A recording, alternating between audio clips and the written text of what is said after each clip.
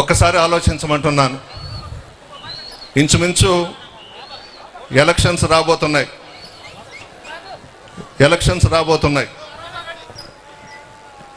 ఈ 4.5 సంవత్సరాలలో కనబడని వ్యక్తులు రకరకాల చొక్కాలు వేసుకుని ఎన్నికలు వస్తున్నాయి, మమ్మల్ని ఆశీర్వదించండి, మాకు ఓట్లు వేయండి అని పండగలలో దసరా వేషాలు వేసుకుని వచ్చే విధంగా వస్తున్నారు. మీ మనస్సాక్షికే వదిలేస్తున్నాను. ఒక్కసారి మీ కుటుంబ సభ్యులతో కూర్చొని గుండె మీద చెయ్యి వేసుకొని ఒక్కసారి ఆలోచించండి. మీరెవ్వరు కూడా అడగకపోయినా మన ప్రభుత్వం అధికారంలోకి రాగానే జగన్మోహన్ రెడ్డి గారు దాదాపు 2,75,000 కోట్లు నేరుగా మీ అకౌంట్స్లో వేయడం జరిగింది. ఈరోజు వేషాలు వేసుకుని వస్తున్నారు ఉద్ధరిస్తామని. చంద్రబాబు, ఆయన దత్తపుత్రుడు పవన్ కళ్యాణ్. ఆ చంద్రబాబేమో పవన్ కళ్యాణ్కి తాలిబొట్టు కట్టాడు ఆంధ్రప్రదేశ్లో.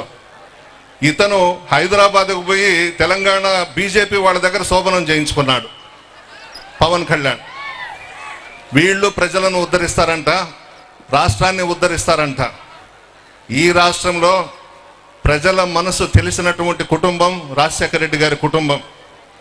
దివంగత ముఖ్యమంత్రి రాజశేఖర రెడ్డి గారు ప్రజలకు అండగా ఉన్నారు. అనేక సంక్షేమ కార్యక్రమాలకు శ్రీకారం చుట్టారు. జగన్మోహన్ రెడ్డి గారు అంతకన్నా ఎక్కువగా సంక్షేమ పథకాలు పేద ప్రజలకు ఇవ్వడం జరిగింది. జగన్మోహన్ రెడ్డి గారు కోటేశ్వర్లను నమ్ముకోలేదు, పేద ప్రజలను నమ్ముకున్నాడు. పేద ప్రజలే నాకు దైవం అని చెప్పి మీకు అండగా ఉండి అనేక సంక్షేమ పథకాలకు శ్రీకారం చుట్టినటువంటి వ్యక్తి జగన్మోహన్ రెడ్డి గారు. ఈ పగటి వేషాలు వేసుకుని వచ్చే వాళ్ళను కొంచెం గమనించండి. కరోనా వచ్చింది.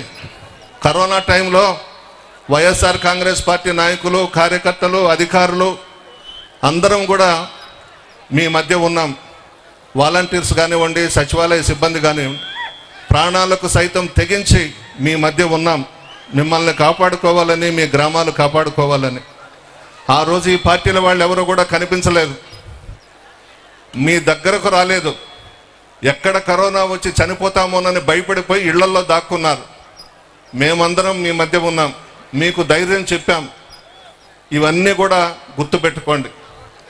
జగన్మోహన్ రెడ్డి గారు లాంటి ముఖ్యమంత్రి మనకు ఈ రాష్ట్రానికి శాశ్వత ముఖ్యమంత్రిగా ఉండాలని చెప్పేసి అందరం కూడా కోరుకోవాలి, ఉండాలి.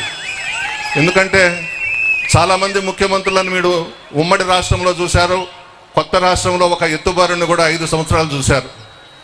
ఎవరు కూడా ఇన్ని సంక్షేమ పథకాలు పెట్టిన వాళ్ళు ఎవరు లేరు, ఒక రాజశేఖర రెడ్డి గారిని పక్కన పెడితే.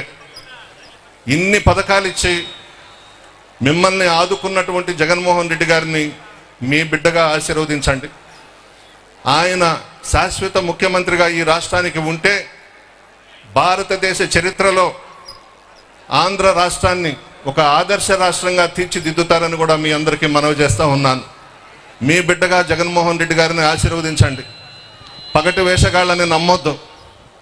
జగన్మోహన్ రెడ్డి గారు మాట ఇస్తే మాట తప్పడు. ఆ కుటుంబమే అంతా. ఇంకొక విషయం, మరోసారి శ్రీ వైఎస్ జగన్మోహన్ రెడ్డి గారు ముఖ్యమంత్రి పీఠాన్ని అధిష్ఠించాలని కోరుతూ కొడవలూరు మండలం నార్తురాజుపాళెంలో 2024వ సంవత్సరం జనవరి 20న శ్రీ నారికేళ సహిత రసలింగేశ్వర పాదరసం మహారుద్రాభిషేకం చేయిస్తున్నాను. 108 కొబ్బరికాయలు కొడతాం, 1,00,000 రుద్రాక్షలతో అభిషేకం, 1,00,000 బిల్వార్చనతో అభిషేకం, 1,00,000 కుంకుమార్చన. ఇక్కడ అందరూ ఉన్నారు కాబట్టి 108 టెంకాయలు కొట్టాలనంటే అందరూ భాగస్వాములు కావాలి. జగన్మోహన్ రెడ్డి గారిని మరలా ముఖ్యమంత్రిగా చేయాలని చెప్పేసి దేవుళ్ళను కోరుకుంటాం. ఖచ్చితంగా ఉండాలి. అందరి ఆశీర్వాదం జగన్మోహన్ రెడ్డి గారికి ఉంది. ఈ కార్యక్రమానికి కూడా అందరూ ఆహ్వానితులే.